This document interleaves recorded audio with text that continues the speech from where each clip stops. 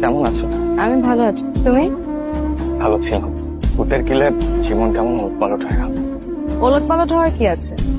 তুমি তো এখন অনেক বড় স্টার, ব্যস্ততাও তো কম না। হ্যাঁ, একের পর এক গান হিট হচ্ছে। আমার তো খুশি হওয়ার কথা, কেন পারছি না? আমাদের জীবনে অনেক স্বপ্নই থাকে, কিছু স্বপ্ন থাকে যেটা হারানোর পর আমরা এটার আসল মর্ম বুঝতে পারি। আমি তোমাকে একটা সর্টেড লাইফ দিতে গিয়ে তোমাকে হারিয়ে ফেলেছি। এখন আর এসব বলে লাভ কি? সেদিন বলতে পারিনি, আজকে বলি। সেদিন যখন তুমি চলে যাচ্ছিলে, আমার খুব ইচ্ছা করছিল তোমাকে পেছন থেকে আটকাতে। খুব ইচ্ছে করছিল বলতে যে, চিত্রা তুমি আমাকে ছেড়ে যেও না, তুমি ছাড়া আমার আপন কেউ নেই। আমার খুব কাঁদতে ইচ্ছে করছিল, আমি কাঁদতে পারি।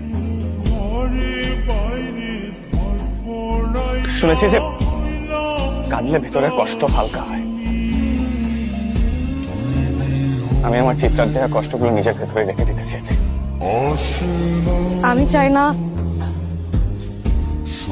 আমার কোনো কিছু তোমার ভিতরে থাক। আমি তো মানসিকভাবে প্রস্তুত ছিলাম তোমার সাথে কাঁধ মিলিয়ে জীবনের যত কঠিন পরিস্থিতি হোক একসাথে পাড়ি দেব। কিন্তু তুমি কি চেয়েছিলে? আমাকে একটা সর্টেড লাইফ দিতে। পারছো দিতে? Sorted life.